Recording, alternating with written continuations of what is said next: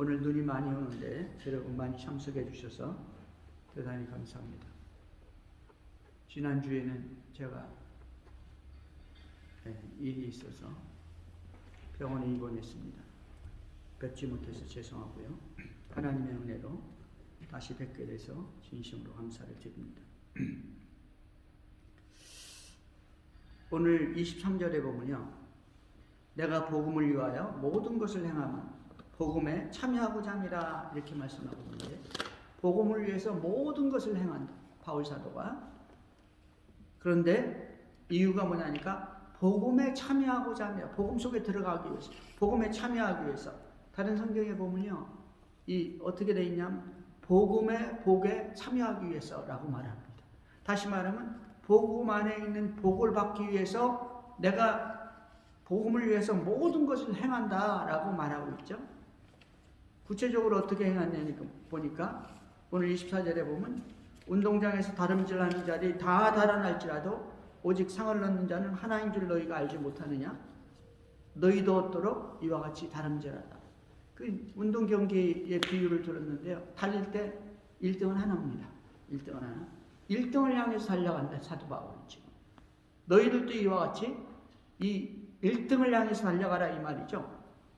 이 길을 다투는 자마다 모든 일에 절제하나니, 이 복음의 복에 참여하기 위해서는 절제가 필요하다는 것이죠. 절제하나니 저희는 썩을 면류관을 얻고자 하되 우리는 썩지 아니할 것을 얻고자 합니다. 세상에서 경기하는 사람, 운동 경기하는 사람은 어떻게 합니까? 썩을 면류관을 얻고, 면류관 받는 거예요. 옛날에는. 지금은 뭐 동메달, 은메달 받지만 썩을 면류관, 나중엔 썩어지는 거예요. 면류관이. 어차피 그 나무로 된 거니까요. 근데 오늘날도 마찬가지죠. 오늘날도 동메달, 은메달 받지만은 명예가 중요한 거 아니겠어요? 명예도 잠시 지나가면 명예도 사라져요. 누가 아무도 못 알아줘. 저희는 썩을 면류관을 얻고자 하되 우리는 썩지 아니할 것을 얻고자 하는. 또 이 명예라는 것은 바뀌거든요. 운동기 기록은 또 바뀌어요. 더 많이 잘 달리는 사람, 더 많이 기록을 내는 사람. 그러면 그 전에 있던 사람들은 다 없어지는 거죠.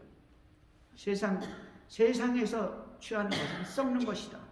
그러나 우리가 원하는 것은, 우리 하나님께서 우리에게 복음의 복을 주시는 것은 썩지 아니할 것이다. 영원한 것이라는 것이죠. 그래서 그러므로 내가 다름질하기를 향방 없는 것 같이 하냐고, 방향 없이 하는 게 아니라, 지금 예수 믿고 내가 예수를 믿고 복음을 전하고 하나님의 나라를 세워가는데 향방 없이, 방향 없이 이랬다 저랬다 이렇게 하지 않는다 이거. 목적이 뚜렷하다는 것이요. 싸우기를 허공을 치는 것 같이 하냐고. 싸우는 거예요 지금. 영적으로 원수마귀와 싸우는 거죠. 그런데 허공을 치는 것 같이 하냐고. 권투 선수가 허공에다 대고 냅다 치면 재펄이 자기가 넘어지겠죠. 힘이 빠져서. 정확한 목표가 있다는 거예요. 지금 신앙생활하는데, 하나님의 이 복음을 전하는데 정확한 목표를 가지고 내가 싸우고 있고 달려가고 있다. 그래서 내가 내 몸을 저 복종하게 하면, 내 몸을 저 복종하게, 아까 뭐라 했습니다. 절제한다고 그러죠. 절제. 내가 남에게 전파된 후에 자기가 도리어 버림이 될까 두려워함이라. 남한테 다 복음 다 전하고 그 많은 사람한테 전도당한 후에 도리어 버림이 될까? 도리어 버림이 될까는 뭐냐니까요. 이 천국에 못 들어간다 이 말이 아니고, 이 1등 등수 안에 못 들어간다. 등수 안에. 내가 자기가 원했던 목표 안에, 자기가 원했던 그 기록 안에, 하나님이 기뻐하는 그 안에 들어가지 못할까 두려워함이라 이 말이죠. 왜 두려워할까요? 여러분 오늘 이 고린도 전서 9장에서 하시는 말씀이 있습니다. 왜 바울이 두려워하고 있습니까? 복음을 그렇게 전했으면 상을 받아야 되는데 그렇게 하고도 두렵다 이거. 그렇게 하고. 8절의 핵심이 뭐였습니까? 8장에 거침돌이였죠. 거침돌.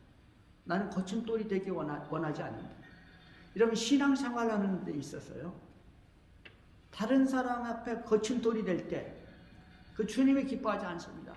막 수많은 일을 하고 수많은 업적을 남기고 수많은 전도를 하고 봉사, 충성, 헌신, 헌금을 했다 할지라도 다른 사람에게 거친 쫄이 되면 이게 문제예요. 우리 주님이 뭐라 했습니까? 소자 하나가 너 때문에 실족하면은 차라리 연자맷돌을 목에 메고 연자맷 드릴 거예요. 무거운 돌덩어리 아니에요?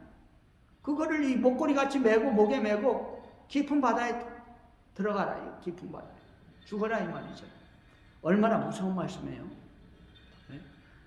다른 사람이 나 때문에 실족하면은 버림받을 수 있다. 놀라운 말씀이죠. 사도 바울은 그걸 알았어요. 여러분, 우리 신앙생활은요, 우리 믿음이라는 것은 가슴에 있는 것이지만 이 믿음이 야고보 사도는 뭐라니까 겉으로 나타나야 그게 진짜 믿음이다 이거예요. 네? 바울도 그랬죠. 근데 믿음으로 구원에 이르고 믿음으로 의에 이르고 입술로 고백해야 구원받는다. 네? 입술로 고백을 해야 돼. 내 믿음이 내 가슴 속에만 있으면 안 된다고요. 어떤 사람들은 나는 진짜 믿음이 있는데 말은 안 해. 고백은 안 해. 왜 그런지 아세요? 고백해야 되거든. 그리고 그게 고백하고 나서 그 다음에 행동이 나와야 돼요. 신앙생활의 핵심이 여기 있습니다. 핵심. 어떤 사람이 14살, 13살이 됐는데 뭐라 그러죠? 미국 사람들이 부모 없는 아이들 데려다 키우잖아요. 입양을 하잖아요. 입양을. 근데 14살 먹으면 법적으로 입양이 안 된대요. 입양이. 같은 나라에서 모르지만 법적으로는 입양이 안 돼. 이 나라에서는. 근데 어떤 아이가 13살에 입양이 됐대. 미국에, 한국에서. 근데 이 사람이 거기 고아원에서 학교 다니는 때는 공부도 못하고 도둑질하러 다니고 그리고 나쁜 짓 다 하고 그러니까 부모는 뭐야 하니까 아버지는 날마다 술 먹고 와서 밤마다 어머니 두들겨 패는 게 일이었어. 그러니까 결국은 엄마는 도망가고 아버지는 좀 이따 감옥 가고 아이 둘이 고아가 된 거야. 근데 자기 동생은 조그마니까 누가 데려다 키웠대요. 3살짜리니까.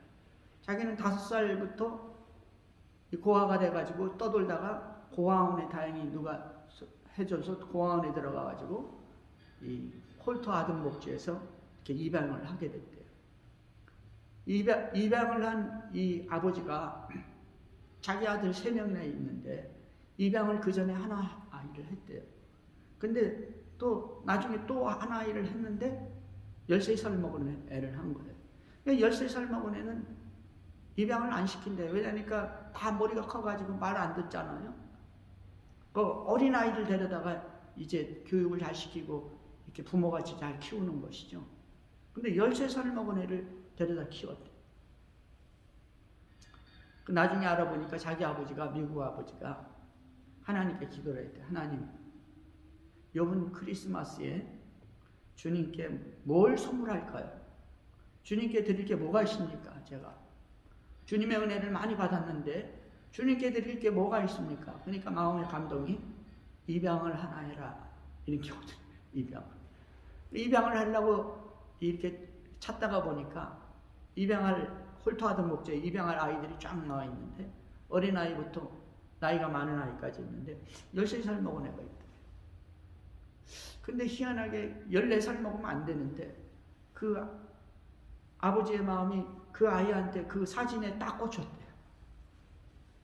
하나님께 기도하니까 감동이 오더래요. 얘가 내 아들이다. 그리고 이 아이를 이제 데려오려고 자기 와이프한테 얘기했더니 안 돼. 너무 나이가 많아서 안 돼. 걔들은 말 안 들어요. 그래가지고 자기 애들한테도 다 물어보고 그러니까 나중에 한국에서 온 홀터하드 목지로 온 튀기 이렇게 혼혈아 있죠. 혼혈아이가 하나 걔를 입양했는데 그 전에 그 아이한테 물어보니까 그 아이가 딱 보더니 걔를 그러더래요. 원래 아는 아이인지 모르는 아이인지 모르겠는데 데려오라고. 그래가지고 자기 부인을 잘 설득을 해가지고 데려왔대.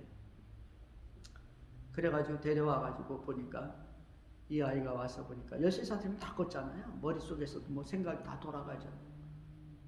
보니까 이 가난한 부잣집이 아니더래. 부잣집이 아니야. 가난한 집인데 아이도 4명이나 있고 벌써 자기 자식이 3명에다가 데려온 애가 1명 있고 게다가 또 1명이 있고 야 이거 뭐. 그런데 놀라운 일은 가서 보니까 이 부엌에 김치통에 김치 같은 게 있는데 하얀색이더래. 그래서 아니 이거 뭔가 그랬더니 그 어머니가 미국 어머니가 야 이거 있지 너희들 김치 좋아한다니까 제임스가 그러는데 먼저 온 아이 제임스가 그러는데 김치 너무 좋다니까 그러니까 내가 김치 한번 만들어 봤다. 내가 그 샌프란시스코 가서 김치 먹어봤는데 맛이 이렇더라 그러면서 양배추에다가 소금 넣고 후춧가루 넣고 짜니까 소금 넣고 그 다음에 매우니까 후춧가루 넣대. 그래가지고 그거 김치니까 먹으라고 그래서 그 제임스하고 자기하고 동생하고 자기하고 뭐 2주 동안 오랫동안 막 겨우겨우 먹었다. 그러니까 이 사람들의 그 마음이 그 어머니의 마음이 얼마나 놀라운지 너희들이 이제 내 자식이 됐으니까 내가 하는 대로 살아야 돼. 그게 아니라 그 아이들을 인정해주고 그 아이들이 자랐던 배경을 인정해주고 그 아이들이 좋아하는 걸 음식을 만들어주는 거죠. 그거 뭐냐니까 벌써 그게 하나님의 사랑입니다. 하나님의 사랑이죠. 근데 이 사람이 놀라운 말을 하는데 내가 감동 먹은 것은 자기가 공부를 해가지고 이상하게 거기서 날마다 예배드리고 그리고 거기서 공부하는데 그렇게 공부가 안 되던 게 거기 가서 공부를 하니까 이 공부가 너무 잘 되더래. 공부가 그냥 되더래요. 안 되던 공부가. 마음이 이렇게 차분해지고 사랑을 받으니까 이 머리가 이제 제대로 돌아가는 거죠. 놀라운 일은 아침마다 아버지가 출근하면서 자식들 보는 데서 엄마는 그냥 잠옷 입고 있는데 여보 사랑해 그리고 허그해주고 뽀뽀해주고 그러고 간대. 갔다 와서도 자기 어머니 자기 부인을 제일 먼저 닦고 또 오늘 고생했지 수고했지 그리고 허그해주고 키스해주고 그걸 보면서 컸다는 거예요. 자기가 사랑이 뭔지 배우는 겁니다. 부부가 뭔지를 아는 거예요. 자기 원래 엄마 아버지는 맨날 엄마 두들기는 거예요. 술 먹고 엄마 패는 거. 근데 이 사람이 대학까지 공부했는데 뭐가 됐냐니까 우주과학자가 된 거예요. 우주과학자가. 나사에서 우주선 쏘는 과학자가. 자기들 팀이 뭐냐니까 무슨 여러분 차에 딱 타면은 이렇게 어디 간다고 이렇게 주소 찍으면 나오잖아요. 뭐라 그러죠? 내비게이션 있잖아요. 내비게이션 제일 먼저 그 사람들이 만들었다는 거예요. 그 팀이 자기 팀. 그러니까 아주 과학자들이죠. 그렇게 해가지고 좋은 직장에 다니고 돈도 많이 받고 그런 데 해가지고 살면서 결혼을 했는데 나중에 들어보니까 자기 아버지가 돈이 없으니까 자기 아들 대학 가르치려고 이 큰아이를 대학 가르치려고 론을 얻어가지고 빚 갚으면서 이 아이를 가르쳤다는 거예요. 그러니까 자기가 이제 마음이 너무나 뭉클한 거죠. 친자식도 아니고 데려온 자식을 갖다 대학까지 공부시키니까. 그래가지고 자기가 이렇게 했대요. 돈 버는 걸 가지고 돈 모아놓은 걸 가지고 모아가지고 자기 부모님 동남아 여행을 시켰대. 동남아 여행. 거기 이제 일가 친척도 있어가지고 선교사로 나가 있는 사람도 있고 그래가지고 가서 방문도 하고 그러라고.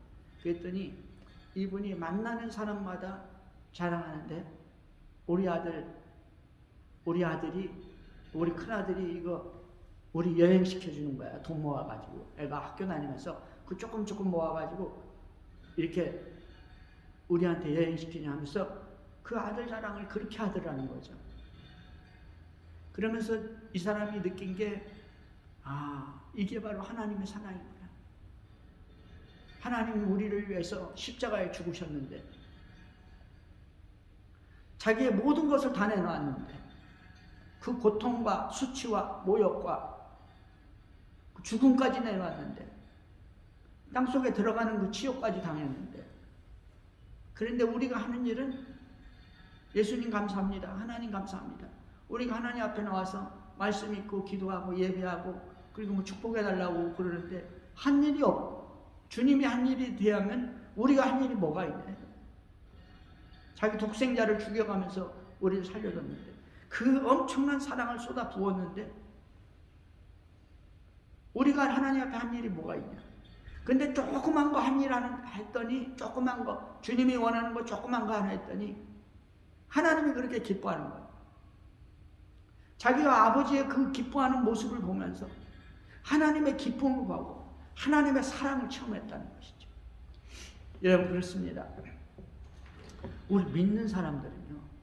예수 믿는 것은 말로 고백할 뿐만이 아니라 가슴에 있는 것뿐만이 아니라 말로 고백하고 그다음으로 행동으로 나와야 될 줄로 믿습니다. 행동으로 이 사랑이 나와야 돼요. 믿음이 나와야 되거든요. 누구한테? 가정에서 나와야 돼요. 네? 가정에서. 첫 번째는. 그 다음에는 어디서 나옵니까? 이웃에게서 나오는 것이. 이웃에게. 내 이웃을 내 몸같이 사랑하라 그랬잖아요. 그게 바로 뭐 복음의 핵심이라고. 복음의 핵심. 하나님 말씀 핵심. 오늘 사도 바울은 고린도서 9장에서 보면요. 이렇게 얘기합니다. 내가 자유자가 아니냐 사도가 아니냐 예수 우리 주를 보지 못했느냐 주 안에서 행한 나의 일이 너희가 아니냐. 고린도 교회 교인들이요. 사도 바울이 복음을 전하면서 고린도 교회같이 신경 쓰고 오랫동안 복음을 전한 데가 없습니다. 고린도 교회같이.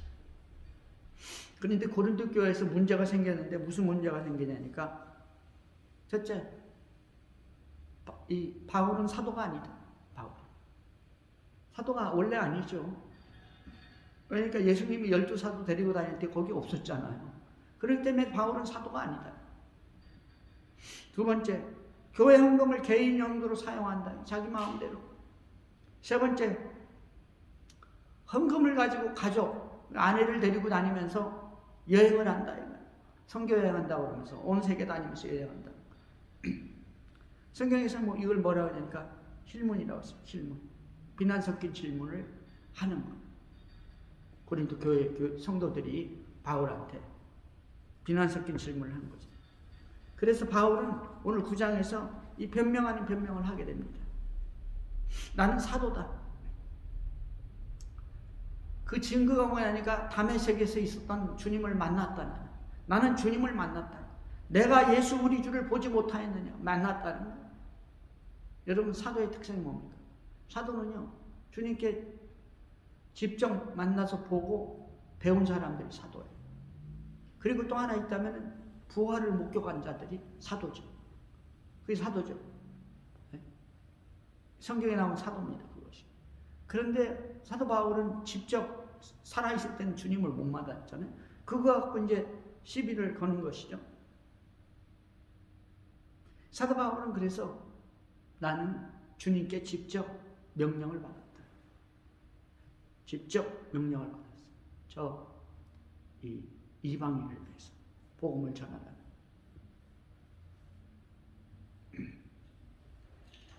두 번째는 그 사도된 증거가 뭐냐니까 바로 너희가 내가 사도된 증거라 이거예요. 너 어떻게 해가지고 예수 믿고 어떻게 해가지고 이렇게 열정적인 크리스찬이 됐으며 어떻게 그런 은사와 열매들이 성령의 열매들이 어디서 나왔냐. 나한테 다 배운 거 아니냐 이거죠. 너희가 바로 내가 사도된 증거라는 것이.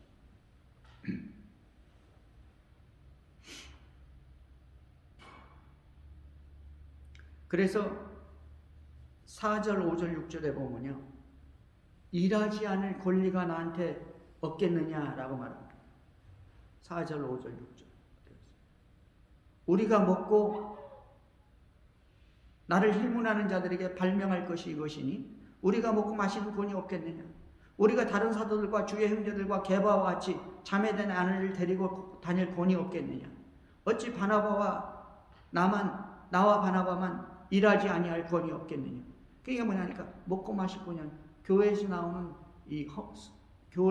교회로부터 나오는 이 물질을 가지고 먹고 마실 권위 없겠느냐? 있다 이거예요. 다른 사람 같이. 또 다른 사도들과 주의 형제들과 게바와 같이 자매된 아내를 데리고 다닐 권위 없겠느냐? 아내 데리고 다닐 권위 있다 이거예요. 누가 데리고 다니? 베드로도 데리고 다른 사도들도 아내 데리고 다니고 다른 형제들 다 아내 데리고 다녔다. 나도 있다. 나도 아내 데리고 다닐 권위.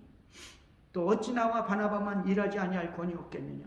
바나바하고 보니까 이 사도 바울이 뭐냐니까 고린도 교회에 있을 때만 장막을 치면서 돈을 벌으면서 복음 전합니다. 다른 교회에서는 그런 일이 없었습니다. 우리만 일하지 아니할 권위. 그러니까 교회에서 성도들이 주는 이 물질을 가지고 우리가 먹고 살면서 복음을 전할 권위 없겠느냐 이것이죠. 있다 이거예요. 근데 우리는 이랬다는 것이죠. 그래서 여기에 대해서 변명 아닌 변명, 대답을 7가지 변명을 합니다. 첫째, 왜 우리가 너희들로부터 나오는, 나는 사도고 너희들로부터는 물질, 교회로부터 성도들로부터 나오는 이 물질을 가지고 먹으면서 그걸 가지고 살면서 복음을 전하는, 왜 그렇게 해야 되느냐? 성경 말하기를 첫째, 군인들이 자기 돈 싸들고 다니고 자기 양식 가지고 다니면서 전쟁하는 사람 누가 있냐? 우리는 하나님의 군인이라 이거죠. 두 번째, 포도원 농부들이 농사지면서 포도 먹을 수가 없겠느냐? 당연히 포도 먹는다 이거죠. 포도원 농부들이 자기가 친 양식을 치고서 그 밭에서 나오는 양식을 먹는 게 정상 아니냐 이거죠. 당연한 것이다. 양치는 목자들이 양을 치면서 거기서 나오는 우유를 먹지 않겠느냐? 못 먹냐? 당연히 먹어야 되는 거 아니냐 이거예요. 그러면서 성경까지 이제 율법에 있는 말씀까지, 레위기에 있는 말씀까지 이렇게 갖고 오는 거예요. 그게 뭐냐니까 성경 말씀에 곡식을 밟았다는 소에 망을 씌우지 말아요. 곡식을 가는데 이 소가 그 망을 씌우지 말아요. 하나님 말씀이 왜 망을 씌우지 말라고 그랬냐? 소를 위해서 그렇게 했냐? 아니다. 하나님의 일을 하는 사람들은 하나님의 일을 하면 거기서 나오는 그 양식을 먹어요. 소가 그 밭을 갈면서 나오는 그 곡식을 먹어가면서 일할 수 있게 하나님께서 이렇게 율법을 만들어놨는데 그게 소를 위해서 한 게 아니라 하나님의 일꾼들을 위해서 그렇게 말씀하셨다는 것입니다. 다섯 번째는 뭐냐니까 성전에서 일하는 제사장들은 성경에 보니까 가장 좋은 고기의 부위를 제사장이 먹을 것이고 첫 열매의 가장 아름다운 것, 첫 수산의 가장 귀한 것들을 누가 먹냐니까 제사장이 먹는다. 제사장한테 갖다 바쳐라. 성경에서 보니까 성전에서 일하는 자는 성전에서 나오는 것을 먹고 제단에서 일하는 자는 제단에서 나오는 것을 먹으라고 성경에 돼 있지 않냐 이거죠. 제사장은 성전에서 나오는, 제단에서 일하는 사람 레위인들은 거기서 나오는 것을 먹어라 이거. 성경 이야기라 이거죠. 데살로니가전서 5장 12절에도 말하기를 형제들아 우리가 너희에게 권하니 너희 가운데서 수고하고 주 안에서 너희를 다스리며 권하는 자들을 너희가 알고 너희 가운데서 수고하고 주 안에서 너희를 다스리며 권하는 자들을 너희가 알고. 누구냐니까 성직자들이에요. 데살로니가 교회에 말하는 거예요. 너희 가운데 수고하고 주 안에서 너희를 다스리고 권하는 자들을 너희가 알고 그들의 역사로 말미암아 그들이 가리키고 그들이 수고함으로 말미암아 사랑 안에서 가장 귀히 여기고 너희끼리 화목하라. 그들을 갖다가 사랑 안에서 가장 귀하게 여기라. 귀하게 대접하라 이거죠. 데살로니가전서 5장 12절에 좋은 말로 이렇게 얘기하는 겁니다. 그리고 너희끼리 화목하라. 왜 그렇게 해야 되냐? 하나님의 일을 하는 자들이기 때문입니다. 하나님의 말씀을 가르쳐주고 증거하고 전파하는 자들이기 때문이죠. 너희에게 그 귀한 하늘나라의 일을 가르쳐주지 않냐. 변명하는 변명, 여섯 번째는요. 우리 10절에 보면 이렇게 얘기합니다. 오로지 우리를 위하여 말씀하심이 아니냐. 과연 우리를 위하여 기록된 것이니 밭가는 자의 소망을 가지고 아니면 곡식 떠는 자는 함께 얻을 소망을 가지고 떠는 것이라. 소의 멍에를 쓰지 마라 이 말씀을 가지고 하시는 말씀인데요. 자기가 하는 일에 대해서 소망이 있다. 농부도 소망이 있고, 네? 누구든지 자기가 하는 일에 대해서 소망이 있다. 그러니까 이 성직자들도 소망이 있다. 소망. 일곱 번째는 고린도서 9장 11절에서는 우리가 너희에게 신령한 것을 뿌렸은즉 육신의 것을 거두기로 과하다 하겠노. 신령한 것을 뿌렸기 때문에 육신의 것을 받는 것이 당연한 것이다. 우리 주님께서도 말씀하셨어요. 똑같이 말씀하셨습니다. 누가복음 10장 7절에 보니까 일꾼이 그 싹을 받는 것이 마땅하니라. 누가복음 10장에 보면 일꾼이 그 싹을 받는 것이 마땅하니라. 오늘 14절에 보니까 이와 같이 주께서도 복음 전하는 자들이 복음으로 말미암아 살리라 명하셨느니라 라고 말하고 있습니다. 근데 놀라운 일은요, 사도 바울은 그래서 내가 너희한테 나오는 것을 먹고 살아야 된다 이렇게 말한 게 아니라 그럼에도 불구하고 그런데 나는 이런 권한을 쓰지 않겠다라고 오늘 성경은 말하고 있는 것입니다. 성경도 증거하고 주님도 증거하고 하나님도 증거하지만 그러나 나는 이런 권한, 이 7가지 권한을 다 사용하지 않겠다는 것이죠. 왜? 너희들 그렇게 말하는 거 보니까 거기 아직 믿음이 연약하고 알지 못하는 자들이 있다. 그래서 혹시라도 한 사람에게라도 거침돌이 될까봐 만약 그 사람이 내가 그렇게 하는 것들 때문에 실족해가지고 교회를 떠나거나 하나님을 떠난다면은 바로 그거 하나 때문에 거침돌이 될까봐 믿음이 연약한 자가 그것 때문에 나는 이 모든 권한을 쓰지 않겠다는 거예요. 우리 주님 그랬죠. 소자 하나가 실족하면 연자맷돌 메고 들어가라. 나중에 주님한테 내가 말 들을 수 있다 이거예요.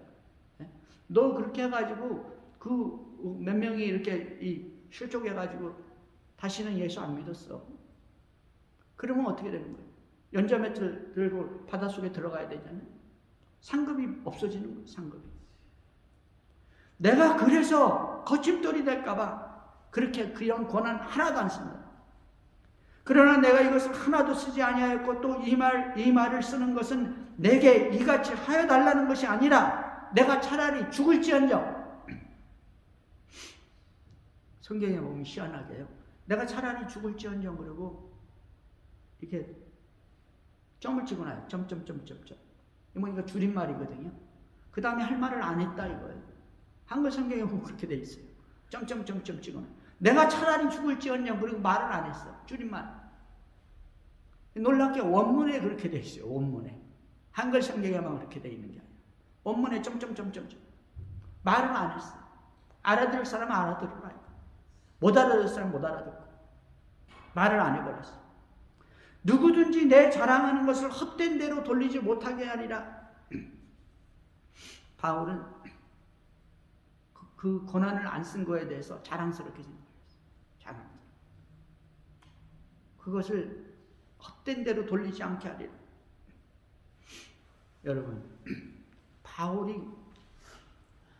바울이 복음을 전하면서 그런 권한을 하나도 안 쓰는 것. 이 사람은 복음이 뭔지를 알았죠. 거침돌이 되지 않기를 원했죠. 이 사람이 왜 사도입니까? 주님을 만났거든요. 예수를 만난 거예요. 어디서 만났습니까? 다메섹에서 만났죠. 다메섹에서 만나는데요. 이 사도행전 8장 22절에 보면요.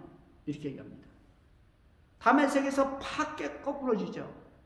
엄청난 햇빛보다 강한 그 빛이 난 12시쯤 됐는데 하늘에서 빛이 쫙 비치니까 사도 바울이 그 빛을 보고 눈이 멀었어요. 엎어졌습니다. 나중에 눈 떠보니까 눈이 멀었어. 엎어졌는데 하늘에서 소리가 들리는 거예요. 주위에 많은 사람들이 있었지만 이 사람들은 빛도 못 보고 이상한 소리는 들었는데 주의 음성을 못 들었어. 사도 바울만 들은 거예요. 그때는 사울이었죠. 사울아 사울아 네가 왜 나를 핍박하느냐? 내가 왜 나를 핍박하느냐? 물으니까 이 사울이 깜짝 놀라가지고 주여 누구십니까? 그러니까 주님이 그때 뭐라고 하시냐면 나는 내가 핍박하는 나사렛 예수라고 그랬어요. 나는 네가 핍박하는 나사렛 예수. 나사렛이 뭡니까? 예수. 지금 예수 믿는 사람들 잡으러 다니는 사람, 잡으러 가고 있잖아요. 지금 영장 가지고 가는 거예요. 공문을 가지고 가는 거예요. 대제사장에서 나온. 산헤드린 공회에서 나온 영장을 가지고 가는 거예요. 잡으러. 말 안 들으면 죽일 수도 있고 감옥에 다 가두고.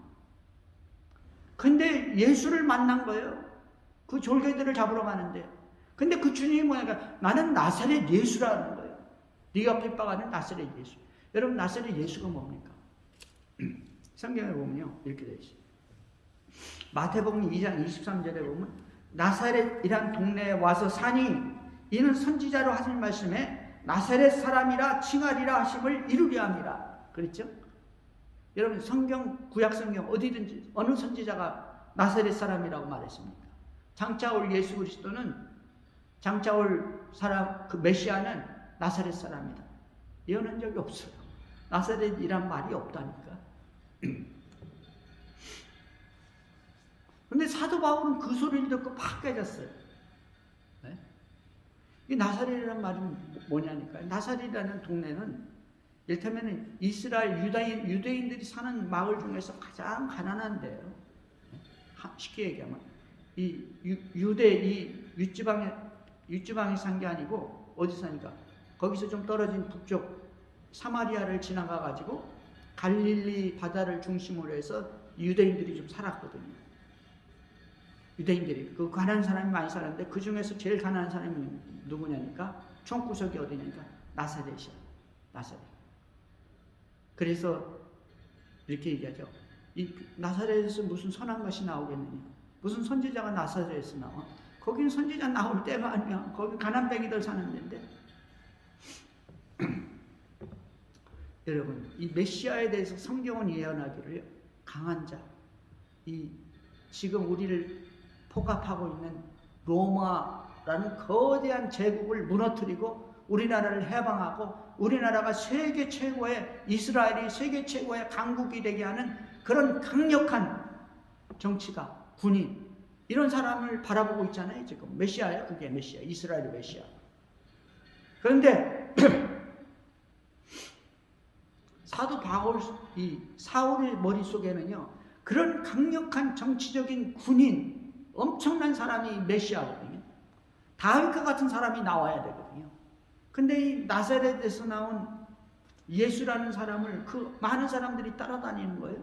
그러니까 사도 이 엄청난 이 뭡니까? 율법을 공부하고 성경을 공부한 최고의 문화생 아니에요? 가말리엘 문화생? 최고의 학문을 배운 이 사람이 생각하기에는 이 나사렛 예수는 뭐냐니까 이 거지야. 어떻게 신통력을 받아가지고 좀 영적인 신통력을 받아가지고 이렇게 뭐 말도 좀 잘하고 뭐 능력도 있고 그런데 사람들을 끌고 다니는 거예요. 그러니까 이거는 다 잡아 죽여야 돼. 감옥에 갖다 가둬야 돼. 뿌리채 뽑아버려요. 사울의 생각 속에는 그래가지고 이 예수를 핍박하러 다니는 겁니다. 예수 믿는 사람을 잡으러 다니는 거예요. 근데 하늘에서 그 빛보다 강한 빛 속에서 예수님이 나타나가지고 나는 나사렛 예수라 그럴 때 사도 바울이요. 그때 천지가 개벽합니다. 그 사람이 거기서 완전히 깨져버려요. 그가 공부한 모든 그가 추구하는 사상과 추구하는 이 하나님의 나라가 깨져버려요. 왜? 나사렛이라는 말 속에서. 나사렛이라는 말 속에는 나사렛이라는 말에는요.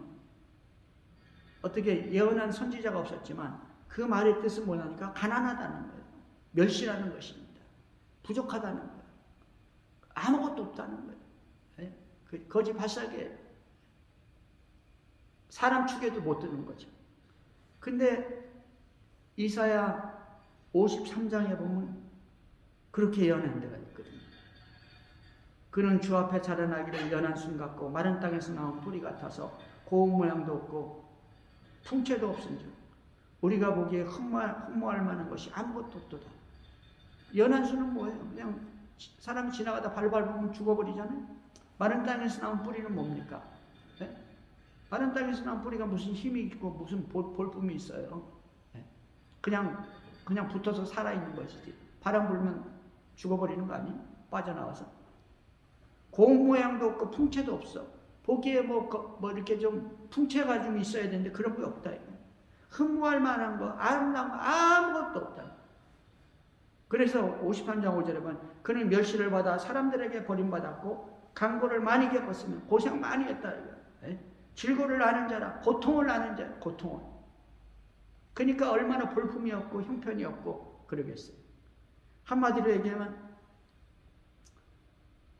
가난하고 볼품 없고 풍채 없고 흠모 없고 멸시받고 버림받고 고난 속에서 고통 속에서 사는 인간들이 누구냐니까 나사렛에 사는 인간들입니다. 가난뱅이들이에요. 바울 사도가요 주의 음성을 듣는 동안 그 주의 음성을 듣는데 예수님의 음성을 듣는데 나는 네가 핍박하는 나사렛 예수라 할 때 이사야 53장 3절의 말씀 2장 3절의 말씀이 팍 생각이 나는 거죠. 이게 머리가 뚫린 겁니다. 신학이 뚫린 거예요. 성경이 뚫린 거죠. 하나님을 만나는 주님을 만나는 그 인생이 완전히 천지개벽되는 것이죠. 사도 바울이 거기서 뒤집어진 겁니다. 성경을 아는 사람이기 때문에 성경으로 그냥 완전히 터져버린 거예요. 주의 음성을 들을 때. 이 사람이 나중에 아라비아 가서 3년 동안 기도하죠. 그러면서 복음을 깨우친 거예요. 복음. 그리고 나서 그러는 가운데 사도의 사명을 받고 이방인의 선교사가 되죠. 엄청난 사람이에요. 그 학식은 엄청나요. 왕들이나 무슨 귀족들이 사도 바울 앞에서 쩔쩔매요. 똑똑하니까. 대세상도 할 말이 없어요. 똑똑하니까. 근데 이 사람이 어떻게 합니까? 오늘 성경에 보니까.